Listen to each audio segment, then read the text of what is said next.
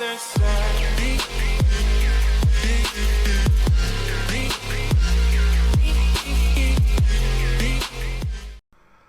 everybody, this is the Bulldozer, and thank you for giving me your time, and thank you for watching another one of my videos.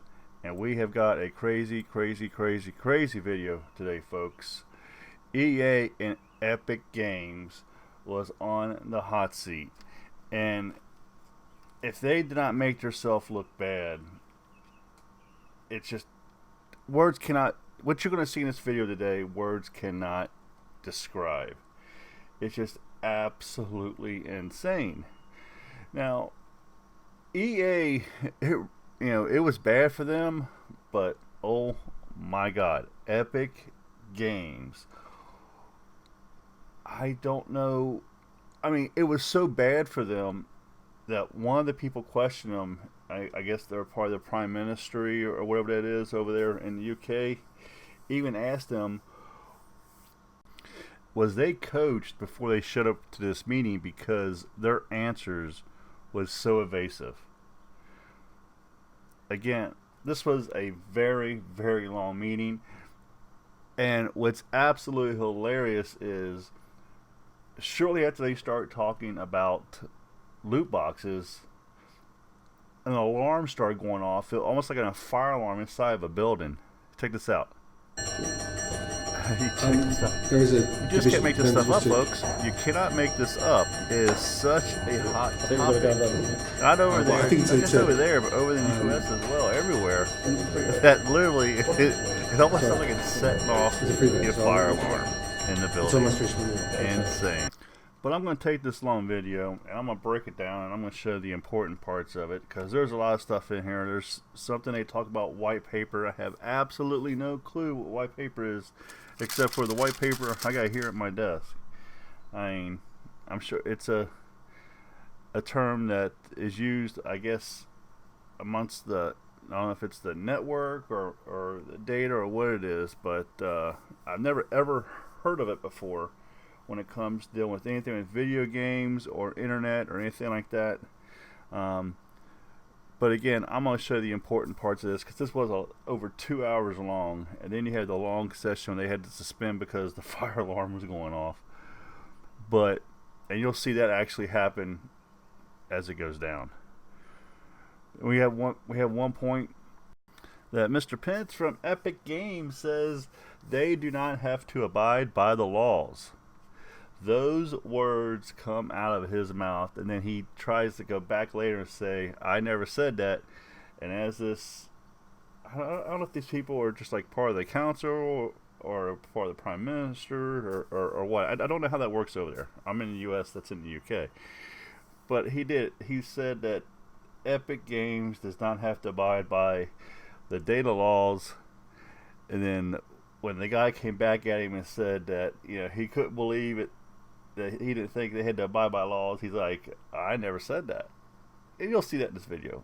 I've spoken enough. Let's go ahead and get started, because it's just absolutely insane. If they was trying to make themselves look bad, they did an outstanding job. But it was so bad, this was probably what you saw in the restroom after this session.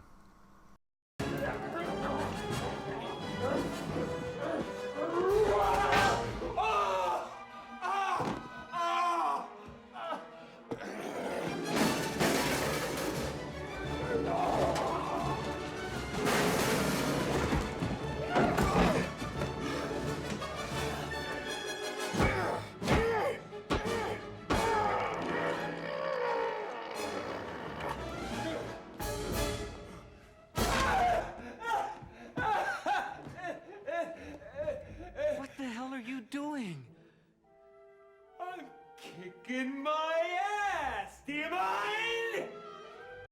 I think that clip from Jim Carrey, Liar Liar, explains it the best. Let's go ahead and get started. Again, I've edited out a bunch of this stuff only to bring you the best clips of this committee. Now I want to try something different here. For this video and this video only, I'm going to place a thumbs up and a thumbs down. And I want to find out what is the true facts. I had no clue how many people 10 people might watch this, 100 people might watch this, 1,000 people might watch this. I don't know. But I'm just curious. I'm going to place a thumbs up and a thumbs down, and it's going to say agree and disagree. All right? Do you agree with the way loot boxes are right now? Or do you disagree? If you agree, I want you to hit the thumbs up on the video. If you disagree, I want you to hit the thumbs down on the video. Now, there's actually, there's no way to, be in the middle. But if you're in the middle, you can leave a comment down below. Also comment down below, give your experience on the loot boxes, like the duplicates that I'll talk about later in this video with EA. But you'll be familiar with, a number of press reports about people complaining about the amount of money that they spend playing Fortnite, that they're encouraged to spend playing Fortnite, particularly the amount of the money that younger people spend playing Fortnite. Do you recognise that for some players there's a real issue here with the amount they're spending playing the game?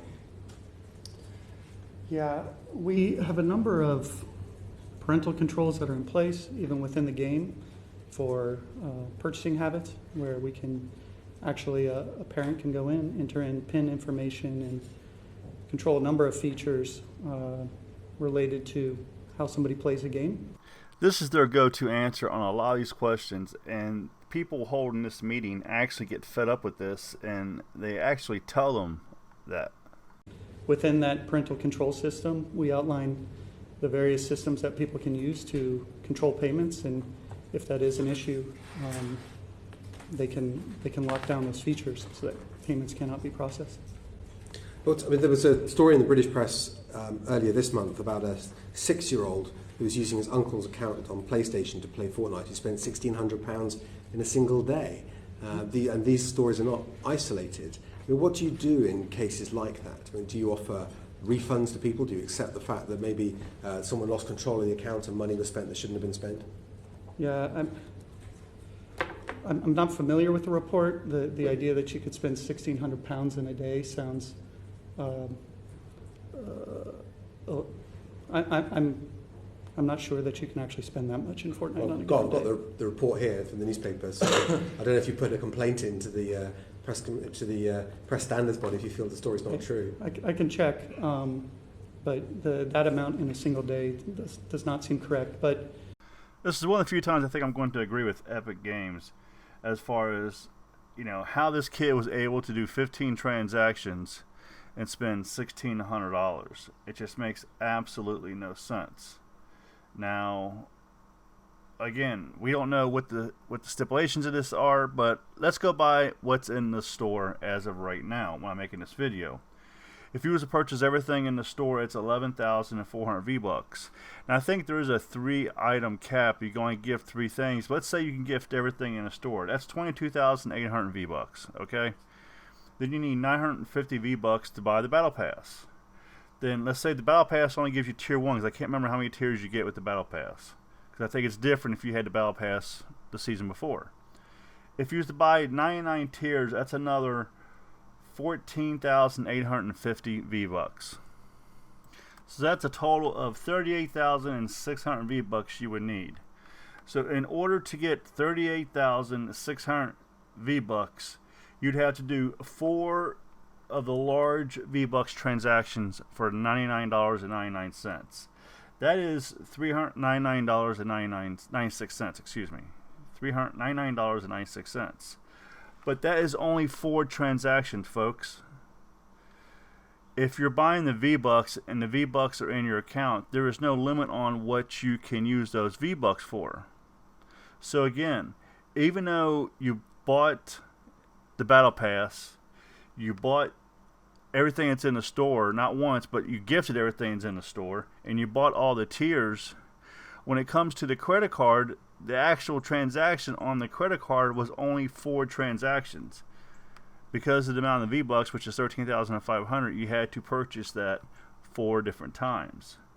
So that would give you 40,500 V-Bucks. So those numbers do seem a little inflated.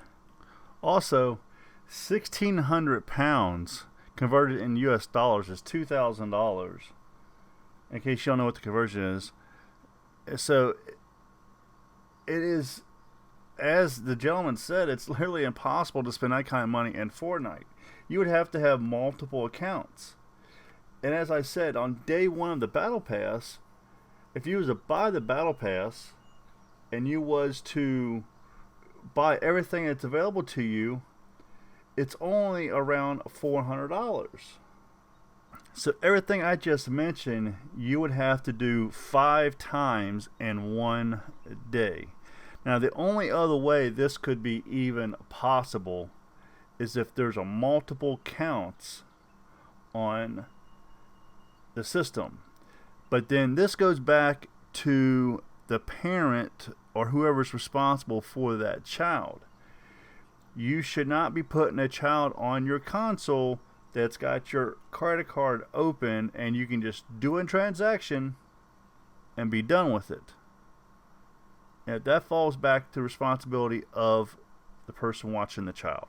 Beyond that, But do you think it's responsible that someone could make that level of purchase anyway? I mean, is it responsible to design a game where someone can spend that amount of money with that challenge, in a single day, and then to say, well, you should have set the settings differently if you didn't want to do that?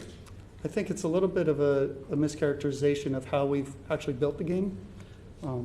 Cannon mentioned a little bit about this, but This right we're here not floors me. interested in maximizing some sort of very short-sighted, short-term profit from our players. We instead want to have a very open and honest relationship that is built to last for years. Now, it's comments like this is what gets them in so much trouble. To say they're not interested in making money is absolutely insane. Now, they do listen to the players when their players get ticked off enough, and all you have to do is just go back and look at the sword on how probably 8 out of every 10 players was just blasting them regarding that sword because it was just so OP. But to say and make the comment that they're not interested in quote-unquote profit from our players, which making money from our players, is literally insane. It's the questions like this that gets this debate so just like, it's the reason why the gentleman you'll see later, I think I mentioned this earlier in the video, he's like, were you coached on what to say when you came here today? Because of stuff like this. And the only way to do that is to do that in what is a sustainable way. And that involves us being generous with our offers. That involves us being as transparent as possible about what people are purchasing when they make purchasing decisions in the game. Those are just a couple of the ways. Now, this is another true statement from Epic. They do give their players a lot of free stuff. It's up to you to get that free stuff. All you gotta do is do challenges and stuff like that. You get skins, you get back blings, you get all kinds of stuff without paying for it. So that is a true statement there. You said that you categorise. In this clip here, they're going to be talking about the players as to whether they were frequent or lapsed players. If someone was considered to be a frequent player, and Epic, how would you define what a frequent player they was? really Somebody stick who's their played foot in their within mouth the here last again. 2 weeks or 30 days, depending on the metric you're looking at. Any played at all, any time at all? Yes. Yeah, so one gameplay. And within frequent players, what do you think? Now Is the remember, average his amount question is play time within for a frequent player players, what is the play within a time period? amongst the It's players hard to within characterize frequent players? I'm not sure how to even. Well, you've just characterised. You said any. So if we're looking, if you're saying someone has played within 2 weeks is considered to be a frequent player. I imagine there are grades within that too. But typically, if you were to say, well, how often does a frequent player play? Again, I'm not sure if frequency is the term that we would use. Has somebody It's played? the term, I'm just questioning you back to yourself. That's the term you used. Absolutely is. I would once again just refer back to, we look at it in terms of whether somebody's played in the last 2 weeks or 30 days. I'm not aware of any efforts on our side to ensure that somebody for some short duration is spending an extended period of time in the game. That's just not how we build the game. That's not what I asked you. I just asked you, someone who's a frequent player, I mean, really, how often all would you they need play? to do is Would go they to play, YouTube and you can see would they play 10 the hours streams a month? Would they and play hours more played than and how that? they So spend what a would you lot of consider time to be playing the normal game. usage for someone who is not a lapsed player, but someone who is regarded as a frequent player? Again, I'm having difficulty in kind of pinning down like a single period of time that could qualify as frequent. Well, no, I appreciate it. It's within the last few minutes, frequent has gone from 2 weeks to 30 days, but by your own definition. But you said the company would categorise people, and you said one of the ways they would do it is to look at frequent play. And I'll ask you again, what in terms of hours played for a frequent player, what is considered normal for Fortnite? If you consider someone is a frequent player, what would you consider to be a normal amount of time they would play? A normal amount of time for someone. We have daily challenges, we have weekly challenges. It would be normal for some players to jump in every day to complete daily challenges. For other players, they might only have free time available on the weekend and would jump in and perhaps play for a longer duration to pick up all of their weekly challenges. Some people might have an extended break of a week, from a holiday or school or end of a term session where they might play for an even greater duration. So again, it's in terms of defining just what is a frequent player. It's Okay, sir, I can tell you're a little puzzled on what the definition of frequent player means. Here you go. Here's the definition of frequent player. Occurring or done on many occasions, in many cases, or in quick succession. There is your definition, sir. And it doesn't sound like it's every 2 weeks to 30 days to me. it's difficult. Yeah. No, it's not. What I struggle with here is that this is a game which makes money out of people playing it. It's a hugely successful game, played by millions of people around the world. And this sort of basic information, and we know from the other games companies we've spoken to, is something that will be gathered and analysed all of the time. So I don't believe that you don't know this information. Calls him a liar straight to his face. It arouses suspicion that this is not something we can discuss, because obviously for our inquiry this is fairly basic information. We don't need to know your corporate secrets, but get a sense of what people, a normal player, a normal frequent player's engagement with the game, the amount of time they would typically play. Of course it will vary, but I'm sure that you've got an idea of what the answers to those questions are. Mr. Weisinger, in August of 2018, Fortnite reported that they had 78.3 million players. Do you have knowledge of the age profile of the people who play the game? No, we do not collect any age information from our players. We only collect information that's necessary to run the game as a service, and age information is not required to create and produce Fortnite. This But is there where are EA makes restrictions on Epic look bad, age, really, really bad. access to certain aspects of the game, is that right? On certain I age don't know whether your aspects, council might be able to help you on that. I mean, Do you know about the Pan-European Game Information System? Pan-European. Oh, PEGI. Yes, of course. Yes. Yes, that's to do with ages. Yes. So we comply by, basically, in any region where we operate the game, we comply by any governing or overseeing authorities that provide age ratings, and we submit information to those. And for PEGI, we are rated 12 plus. So how do you comply if you don't know the age of the players? There are parental controls in place where you can control access to what games and what content you can have access to. And so by nature of us supporting and participating in these programs, we control access to the game. Separately, though, we have parental controls as well that people can opt into to restrict access. So if I start to play Fortnite, do I start to play it without you make any inquiry about my age? Yes, that is correct. So there's no age verification at all to start with. No, we don't collect that information. So I can gain access to Fortnite at any age. Largely that's done on so there's a distinction between delivery mechanism. So Sorry, could you say there's that a again? distinction between delivery mechanism, or we call them platforms. It's time to put the blame in somebody else's that's court. done through. So if you're on PlayStation, you create a PlayStation account, and all of that goes, and the monetization and everything goes through Sony in that case. So they're not directly engaging with us in that case. It is like the same with Apple or Oh, Nintendo. so it's So Sony can and I start to Microsoft's play fault. Fortnite without you knowing Okay. my age?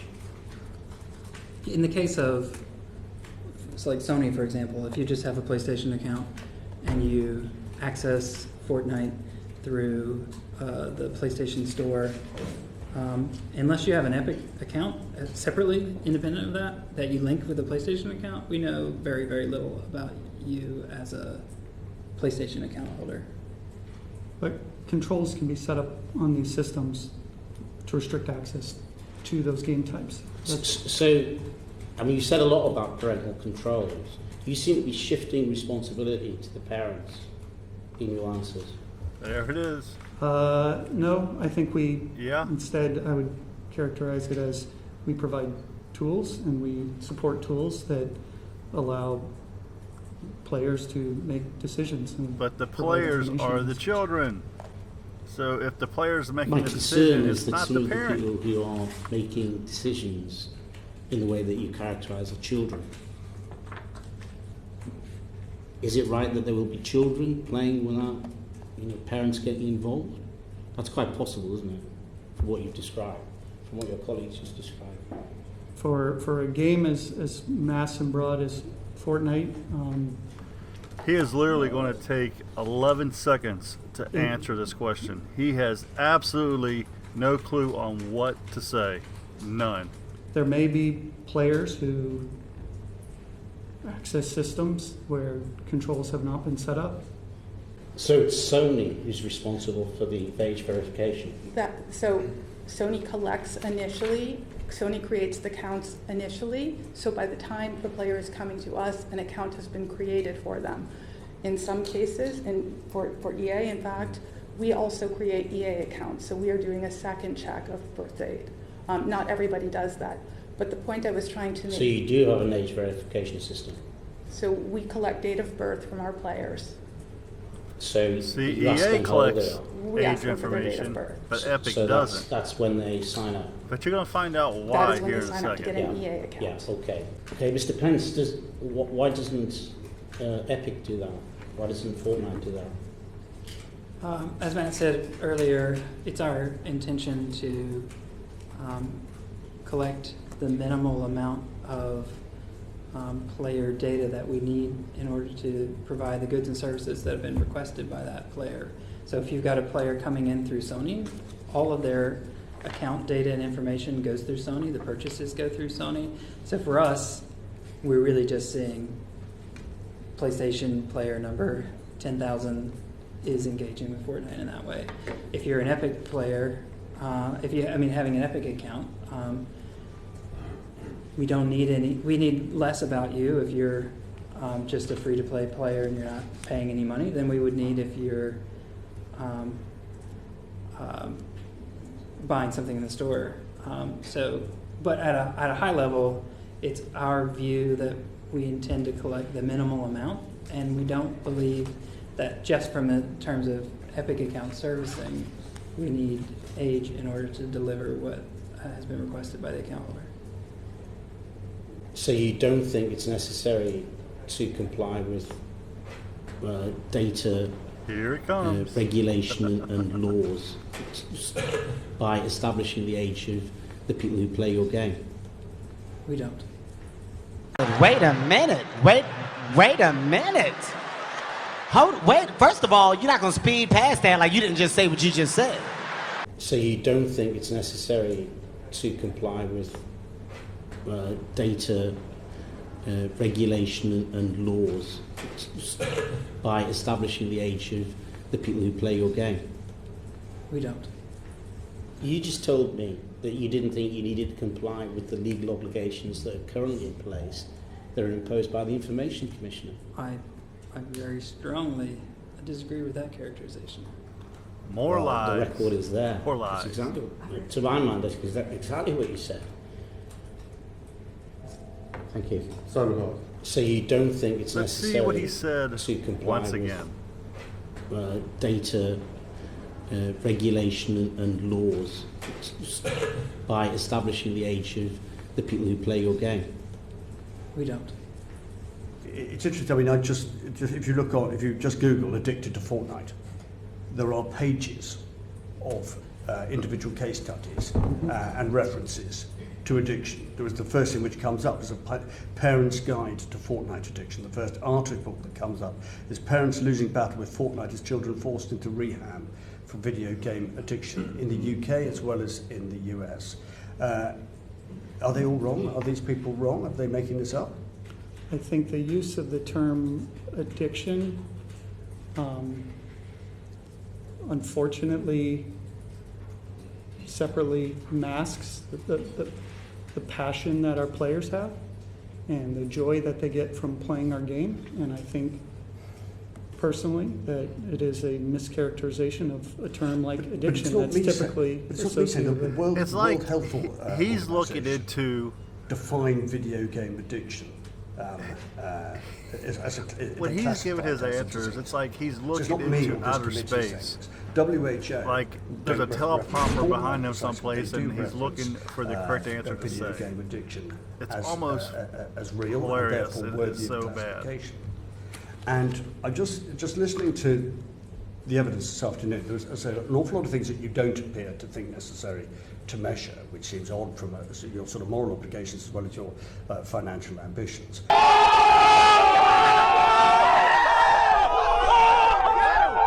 Do you, Mr. Pence, do you accept the World Health Organization's definition of gaming disorder?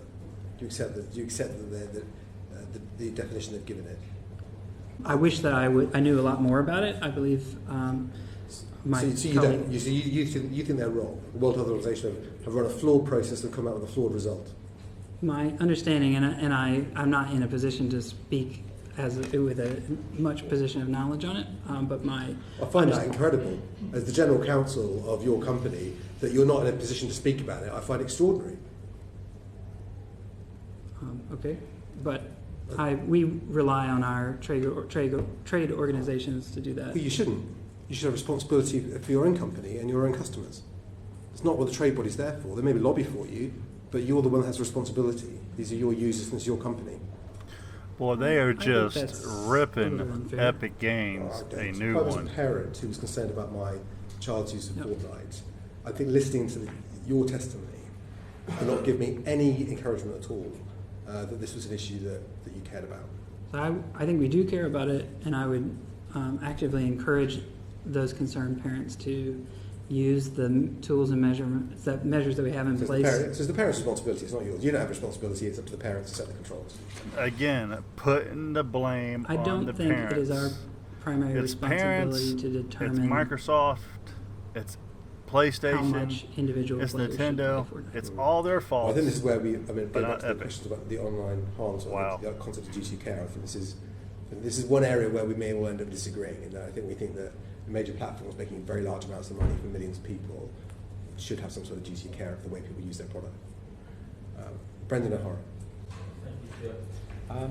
You may not believe you have you may not have a legal duty of care. I think you'd agree that a company like yourselves should have a code of ethics.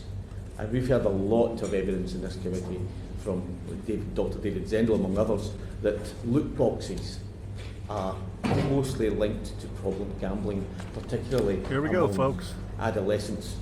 Can I ask you, both companies, do you consider loot boxes to be an ethical feature of your games? Kerry? Well, first, we don't call them loot boxes. I think that was... Whatever term you wish to apply yeah, to them, do you consider them ethical? So what we look at as as surprise mechanics. Right. But I think it's important to look at this. So if you go to a I don't know what your version of Target is, but a store that sells a lot of toys, and you do a search for surprise toys, what you'll find is that this is something people enjoy. They enjoy surprises, and so it's something that's been part of toys for years, whether it's Kinder Eggs or Hatchimals or LOL Surprise. We do think the way that we have implemented these kind of mechanics, and FIFA, of course, is our big one, our FIFA Ultimate Team and our packs, is actually quite ethical and quite fun, enjoyable to people. We agree with the UK Gambling Commission, the Australian Gambling Commission, and many other gambling commissions that they aren't gambling, and we also disagree that there's evidence that shows it leads to gambling. Instead, we think it's like many other products that people enjoy in a very healthy way, and like the element of surprise. Okay, so just to be absolutely clear, your loot boxes or surprise mechanics, you have no ethical qualms whatsoever with? So I think you're recharacterizing my language. What I said is I think the way we've implemented our FIFA Ultimate Team packs is ethical. Okay, other than FIFA, and other games that you provide, are you equally comfortable and relaxed about? For all of the games we have on the market that have a randomized content mechanic, a surprise mechanic, a loot box, I have no qualms that they are implemented in an unethical way. Okay. The initial question about the ethics of, I don't know what you call them, let's call them loot boxes, let's call them surprise mechanics. Do you have ethical qualms? Do you think they're an ethical feature of the game? I personally do not have ethical qualms with that, but Fortnite also does not have those kind of surprise packs or loot crate mechanics. All of our cosmetic purchases show what you're purchasing up front, and it's a pretty open transaction for those types of in-game items. This depends on Mr. Wessing. I found your answers very evasive. Were you coached before you came here on how to answer questions? No, you didn't pay any external advisor to advise you on how to answer questions here today? We did after our I don't know what you call it, prep call with your committee, we did seek English counsel advice. It shows on the ICO white paper. There's also an article in Business Insider about what was described as a brutal work culture in your organisation, with people being forced to work up to 100 hours a week. Have you got any response to that? I don't know. I'm aware of the article. I'm not aware of anybody who's been forced to work. I do know that Fortnite became this global phenomenon at a relatively small company at the time, and that for many people like myself recognize just what a tremendous kind of once in a generation experience this was, and wanted to see it fulfill the ultimate level of success as much as it could. And so people like myself and Canon worked really hard to make sure that the game met its full potential. Yeah, I heard that about parental controls earlier on, but so if a 15-year-old boy turns up at or a 15-year-old, you could be a girl for that matter, and turns up at a casino and tries to walk in, or a betting shop, is it the responsibility of the parents to stop that child going into that betting shop, or is it the owner of the betting shop? I mean, do you take, well, you are allowing these children to have access without checking their age before they can access your game, seem to be taking no responsibility and no duty of care at all. So, as I mentioned earlier, and Carrie did a much better job than me, if you're accessing, so if you're a PlayStation user, all of that transaction goes through PlayStation, so they own the relationship with the end user. It's the same with Nintendo, it's the same with Apple, it's the same with Xbox. So we don't own that account. We don't own that payment. I get that. Does that make sense? But I disagree with you. You don't think you have any duty of care there at all. You think that should be passed on and that you can just absolve yourself of any responsibility. There is a division. Do members wish to? I think we've got to go and vote. Well, I think it's a sorry, it's a free vote. So it's on my switch. I was going to go and vote. But Okay, Yeah? we can suspend the sitting for the votes, but it's a free vote. But, I know it is. I know Okay. it is.